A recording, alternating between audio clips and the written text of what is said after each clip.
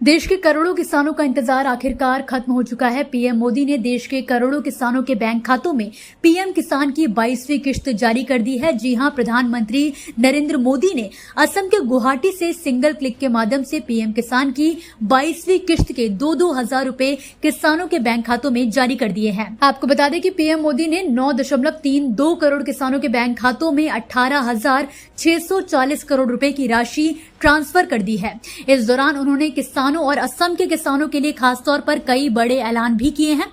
चलिए आपको सीधे दिखाते हैं कि पीएम मोदी ने इस दौरान किसानों के लिए और क्या बड़ी घोषणाएं की हैं। मां कामाख्या के आशीर्वाद से थोड़ी देर पहले यहां से 19,500 करोड़ रुपए के डेवलपमेंट प्रोजेक्ट्स का शिलान्यास और लोकार्पण हुआ है।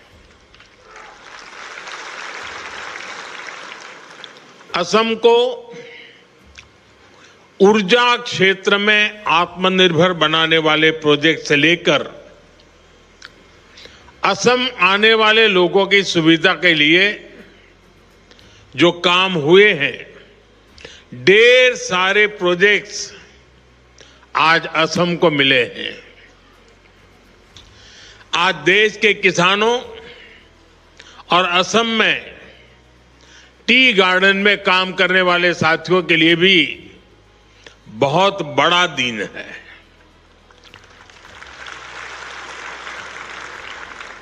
कुछ क्षण पहले पूरे देश में पीएम किसान सम्मान निधि के तहत 18,000 करोड़ रुपए से अधिक की राशि हमारे करोड़ों अन्नदाताओं के खातों में भेजी गई है।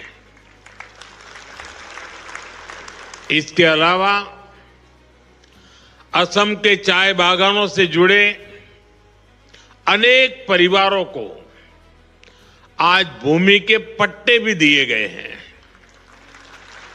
मैं असम के लोगों को, यहां के सभी परिवारों को और देश भर के किसानों को बहुत बहुत बधाई देता हूं। साथियों, आज देश भर से किसान साथी मां कामाख्या की इस धरती से जुड़े हैं। थोड़ी देर पहले करोड़ों किसानों के खाते में पीएम किसान निधि जमा होने के मैसेज हर एक के मोबाइल में पहुंच चुके हैं। ये योजना वाकई अद्भुत है। एक क्लिक से करोड़ों किसानों के बैंक खाते में सीधे पैसा जमा होता है। दुनिया के विकसित देशों में भी ऐसा संभव नहीं है। और मुझे विदेश के मेहमान जब मिलते हैं और इस विषय में इतने सवाल पूछते हैं, जानकारी के लिए इतने उत्सुक रहते हैं, ये सब कैसे संभव हो रहा है। दुनिया के बड़े बड़े देश के बड़े बड़े नेताओं को भी ये बहुत अजूबा लगता है।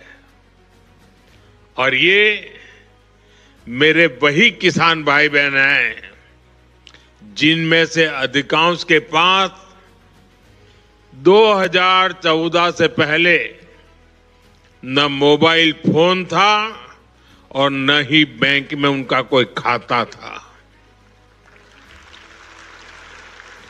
आज ऐसे करोड़ों किसानों के खाते में अब तक 4.25 लाख करोड़ रुपए से अधिक पैसे जमा हो चुका है। इसमें असम के भी करीब 19 लाख किसान हैं जिनको अभी तक लगभग 8,000 करोड़ रुपए मिल चुके हैं। साथियों, मुझे याद है जब पीएम किसान सम्मान निधि योजना शुरू हुई तो अफवाहें फैलाने में, झूठ बोलने में माहिर कांग्रेस वाले कहते थे कि इस योजना का पैसा आज भले मोदी देता है, लेकिन चुनाव के बाद वापस करना पड़ेगा। ये झूठ बोलने में ऐसे एक्सपर्ट है, लेकिन आज सम्मान निधि की ये योजना देश के छोटे किसानों के लिए सामाजिक सुरक्षा का एक माध्यम बन गई है। साथियों, बीजेपी एनडीए सरकार के लिए किसान हित से बड़ा और कुछ नहीं। जब किसानों को पैसे देने की बात आती थी, कांग्रेस वालों की सांस अटक जाती थी। मैं आपको एक और उदाहरण देता हूं। 2014 से पहले केंद्र में 10 साल तक कांग्रेस की सरकार थी। कांग्रेस सरकार के 10 साल में किसानों को एमएसपी के रूप में 6.5 लाख करोड़ रुपए मिले थे। 10 साल में 6.5 लाख करोड़, जबकि हमारी सरकार के 10 साल में किसानों को एमएसपी के रूप में 20 लाख करोड़ रुपए अधिक मिल चुके हैं। साथियों, बीते 11 वर्षों में देश के किसान के इर्द गिर्द बीजेपी एनडीए सरकार ने एक मजबूत सुरक्षा कवच बना है। एमएसपी हो, सस्ता ऋण हो, फसल बीमा हो, पीएम किसान सम्मान निधि हो, ये योजनाएं किसानों का बहुत बड़ा संबल बनी है। इतना ही नहीं, हमने इस बात का ध्यान रखा है कि अंतर्राष्ट्रीय स्तर पर संकट का असर खेती किसानी पर न पड़े।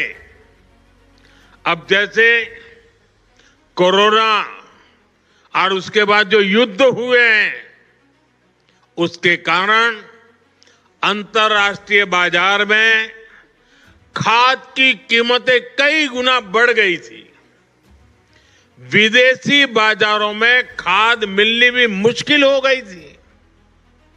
लेकिन केंद्र सरकार ने इस संकट को रोकने के लिए भरपूर कोशिश की। यूरिया की जो बोरी अंतर्राष्ट्रीय बाजार में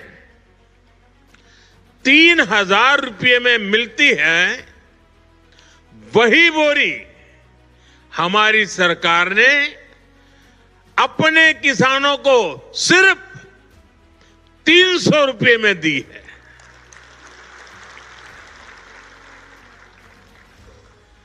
इस पर सरकार ने अपने खजाने से 12 लाख करोड़ रुपए से अधिक खर्च किए हैं, ताकि मेरे किसानों पर बोझ न पड़े। ये बोझ सरकार अपने कंधों पर उठा रही है।